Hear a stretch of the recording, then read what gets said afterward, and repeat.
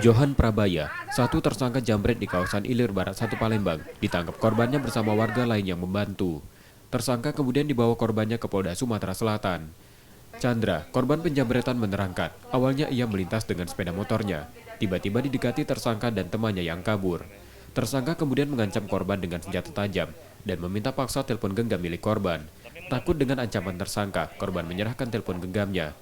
Saat tersangka kabur, korban meminta bantuan warga untuk mengejar tersangka dan berhasil. Namun satu pelaku kabur. Aku takut itu.